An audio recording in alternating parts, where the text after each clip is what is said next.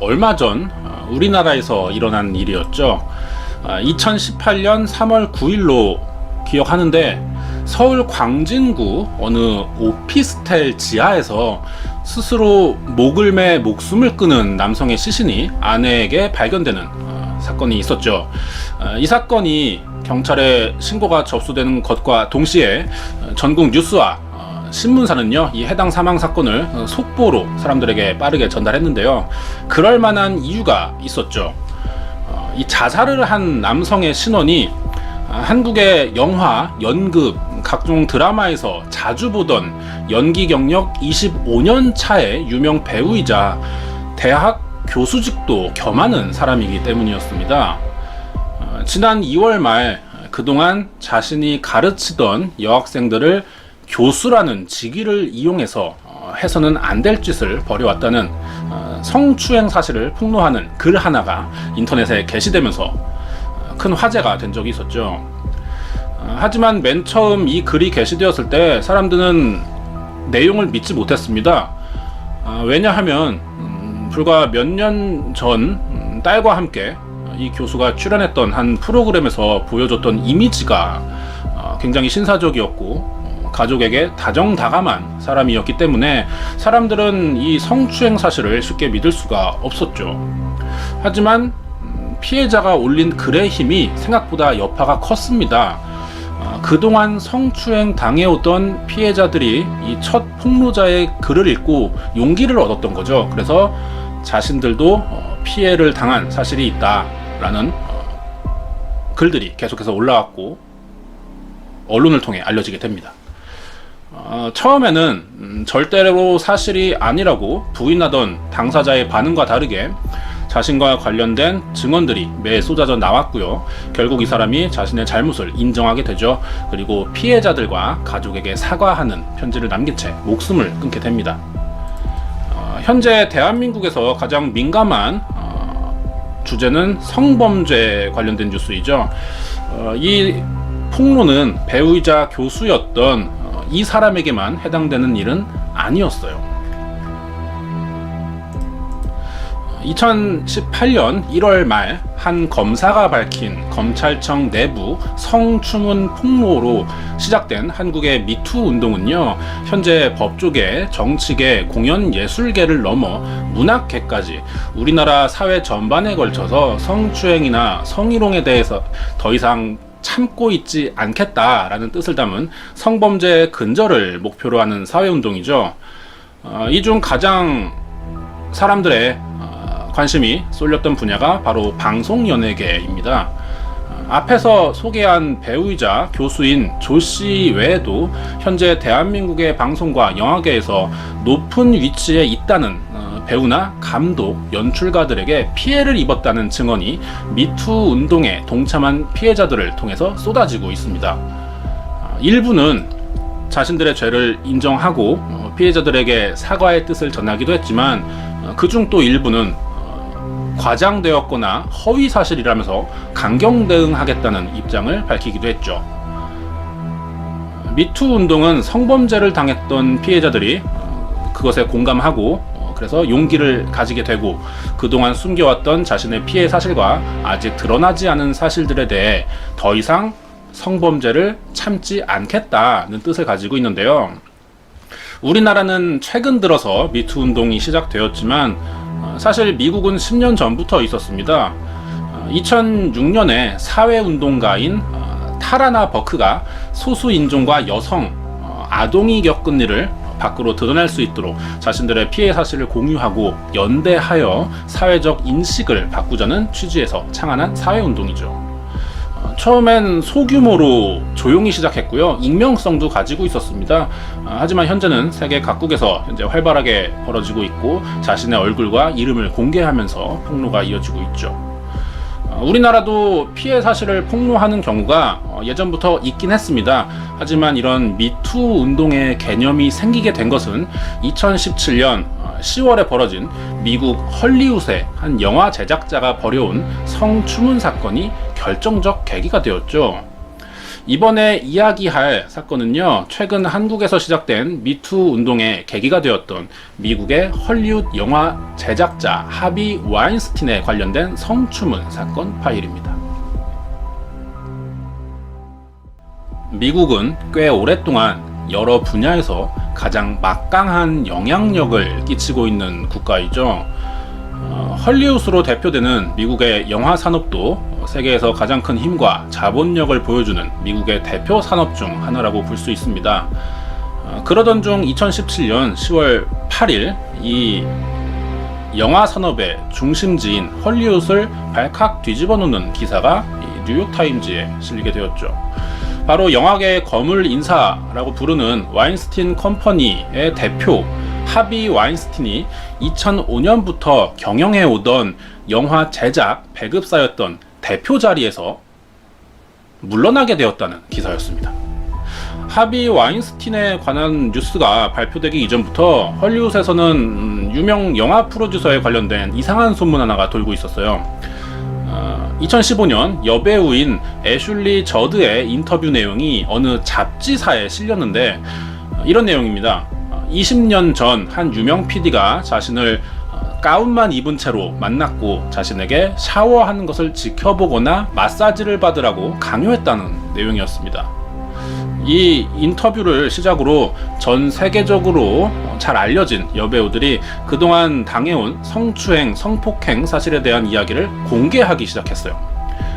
약 20년 전 영화 주인공 역에 캐스팅되었던 기네스 펠트로는 해당 영화 감독이 호텔로 불러낸 뒤 침실에서 함께 마사지를 받자고 제안한 사실을 공개했었고요.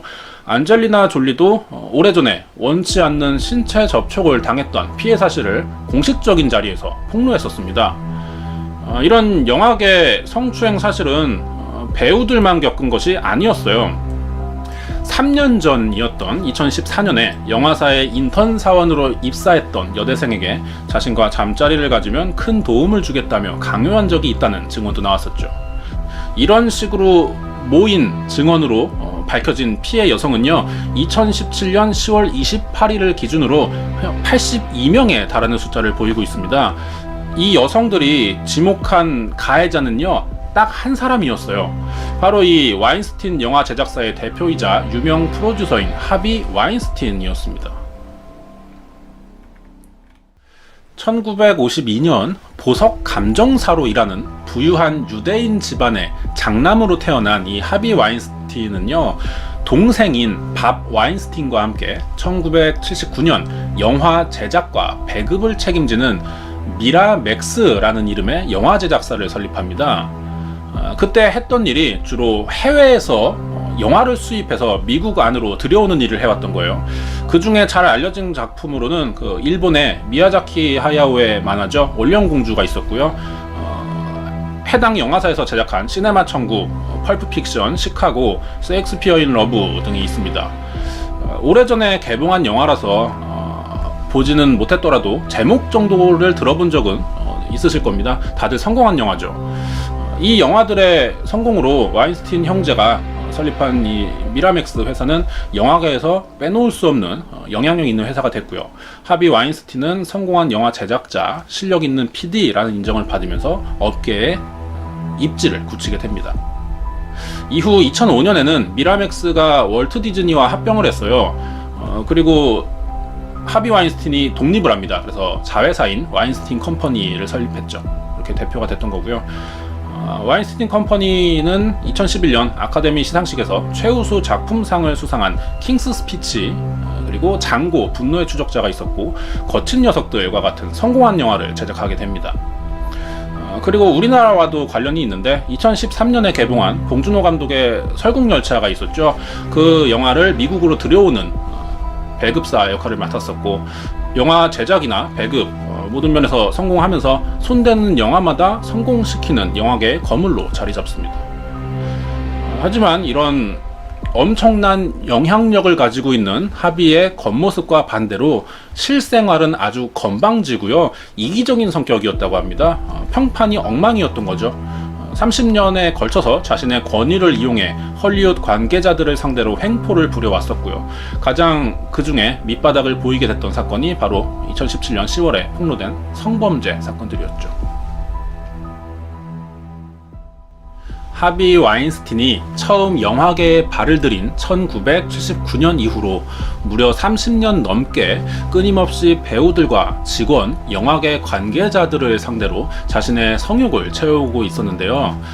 하비가 피해자들에게 강제로 요구했던 것들은 강제적인 신체 접촉이나 잠자리 강요였습니다. 하나같이 정상적이지 않았고 상대에게 수치심이나 불쾌감을 줄 수 있는 행동들이었죠. 현재까지 공개된 이 피해자 리스트에는 안젤리나 졸리와 기네스 펠트로, 레아 세두, 레나 헤디, 케이트 베킨세일, 로즈 맥고안, 에바 그린과 같은 유명 배우들이 다수 포함되어 있습니다. 이들 외에도 이름이 알려지지 않은 무명 배우와 아직 공개되지 않은 피해자들의 수까지 합친다면 현재 공개되어 있는 통계보다 훨씬 더 많은 사람들이 있을 것으로 예상되고 있죠. 하비 와인스틴의 피해자 명단을 보면요, 이들에게 몇 가지 공통점이 있다는 것을 알 수 있습니다. 이들 중 대다수가요, 미국이 아닌 다른 나라 출신의 모델이거나 배우라는 점입니다. 이런 공통점은 하비 와인스틴이 이제 막 헐리우드에 발을 들이는 배우들이 타국에서 피해를 당할 경우 제대로 대처하기 어렵다는 것을 알고 이용했던 것이죠.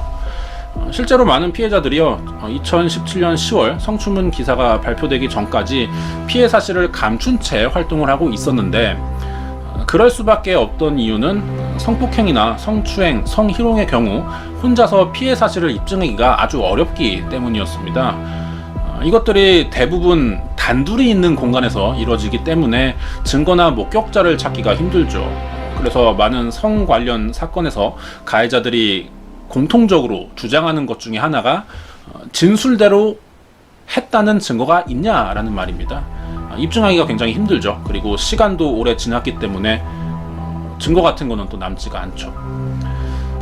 그렇지만 이번 사건의 경우는 여러 명의 진술이 일관적이고 공통적이 있었기 때문에 이 진술에 힘이 실렸고 신빙성이 생겼다는 겁니다. 하비 와인스틴의 사건이 이런 사례의 좋은 예가 될 수 있죠. 이 사건은 여러 명의 증언뿐 아니라 피해자의 녹취 파일이 공개되기도 했습니다. 이 사진은 22살의 이탈리아 모델인 암브라 바틸리나라고 하는데요. 미국 영화계로 막 진출했던 신인 배우였습니다. 당시 암브라와 하비가 대화했었던 녹음 파일을 좀 들어보도록 할게요. I'm telling you right now. What do we have to do here? Nothing. I'm gonna take a shower. You sit there and have a drink. I Water. don't drink. Then have Can a I glass stay of on the bar? No, you must come in now. 남성 하비로 추정되는 남성이 이 여성에게 자신의 샤워하는 모습을 봐달라고 하죠. 여자가 거절을 하고 있고요. 남자는 계속 설득하고 여자가 거절만 하고 I 있습니다. won't do a thing. Do a thing. 이 상황이 I swear I 계속 won't. 되자 여자가 굉장히 불편한 기색을 내보였고, 남자는 자기의 아이들, 자식들까지 걸고 아무 짓도 하지 않을 테니 샤워하는 모습을 지켜봐달라고 계속 강요했었죠. You touch my breast. Please, I'm sorry. Just come on. 이 여성이 한 말이 방금 You used to 자신의 that? 가슴을 만졌잖아요 라고 항의를 하는 No, but 거예요. I'm not used to 그러자 that. I won't do it again. Come on. 하비가 난 원래 그래 라고 대수롭지 않은 대답을 했죠. Please. No, I don't want to. If you do this now, 이 일에 대한 이야기가 이렇게 좀 이어지다가 never call me again. 하비가 협박을 하기 시작해요. I promise 만약 you won't do it. Live I it. know, but yesterday was. 내가 too 원하는 much for 것을 me. I will never do another thing for 들어준다면 5 minutes. 어떤 Don't 미국 lose your friendship with me 진출 for 5 시 minutes. 자리를 좀 잡게 해주겠다, 도와주겠다 라는 얘기를 했고, 지금 이대로 나가게 되면은 다시는 자신과 일을 할 수 없다 라는 내용의 대화였어요. 지위를 이용해서 협박을 했던 거죠. 음성 파일 속의 강압적인 하비 와인스틴의 태도가 이 사건을 더 크게 키우는 문제점 중 하나가 되는데요. 영화계에서 꽤 영향력 있는 인물이 본인의 의사대로 얼마든지 배우의 캐스팅에 관여도 할 수 있고, 그런 위치에 있는 사람이 자신의 요구 조건을 거절하면은 그만큼 영화계에서 불이익을 받게 되겠죠. 결국 권력 남용을 통한 어떤 횡포라고 볼 수가 있는 겁니다. 실제로 자신의 요구를 거절한 배우에게 감독들을 모아놓고 캐스팅하지 말라라는 압력을 했던 적도 있습니다. 이런 일이 오래도록 생기고 있었지만 자신에게 어떤 경력이나 직업상 문제가 생길 것을 걱정하던 많은 배우나 관계자들이 이 사실을 알면서도 모두 대처를 할 수가 없었던 거였죠. 하지만 이 사건이 결국 뉴욕 타임즈의 시작으로 보도가 나가게 되자 하비 와인스틴은 유명 브랜드 마르체사의 대표인 아내 조지나 체프먼과 이혼을 하게 됐고요.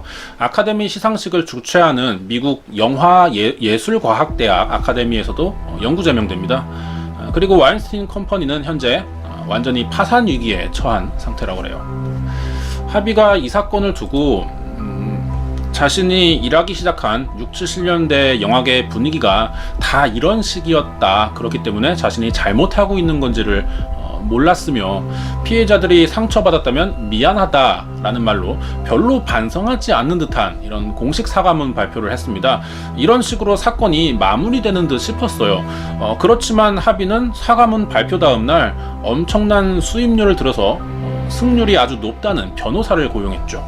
그래서 현재 뉴욕타임즈를 상대로 고소를 진행하고 있는 상황입니다. 전혀 반성하고 있지 않다는 이야기가 되죠.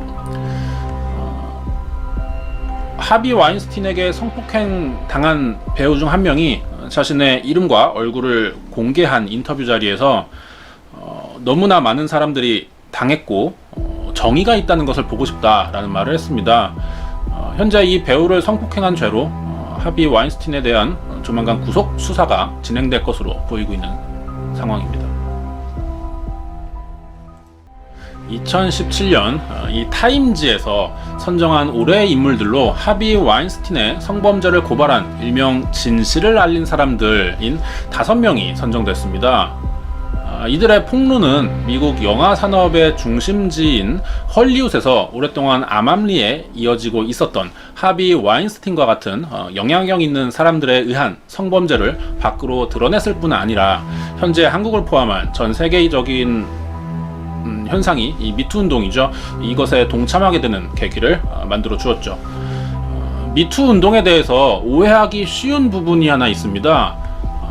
사회 구조적인 부분이나 어떤 물리적인 차이에 있어서 취약할 수 있는 여성이 성범죄 피해의 90% 이상을 차지하기 때문에 그리고 남성 피해자는 대체로 사건이 부각되지 않죠. 이러한 이유로 미투 운동이 여성 운동으로 보이기가 쉬운데요. 근본적으로 미투 운동이라는 것은 남성이 가해자가 되고 여성이 피해자인 성별 싸움이 아니라 성범죄를 당한 모든 사람들이 모여 힘을 발휘하고 더 이상 성범죄를 묵인하지 않겠다라는 뜻을 가진 모두의 사회 운동입니다. 하지만 잘못된 시각이나 해석으로 미투 운동의 본질을 왜곡하거나 악용하는 여러 문제점이 드러났어요. 이에 비판적인 입장을 보이는 주장들도 있죠.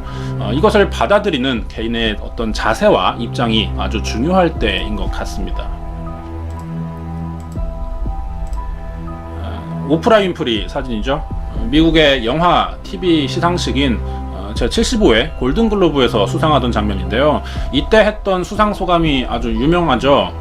오늘 밤 이곳에 있는 위대한 여성과 남성들, 더 이상 누구도 미투라는 말이 필요하지 않도록 앞장서 싸우는 사람들 덕분에 새로운 날이 밝아오고 새로운 날이 시작된다 라는 소감이었습니다. 오프라 윈프리의 말처럼 이 미투라는 말을 쓰지 않아도 되는 사회가 빨리 되어야겠죠. 여기까지가 전 세계 미투 운동의 시작이 되었던 하비 와인스틴의 범죄 사건 파일이었습니다.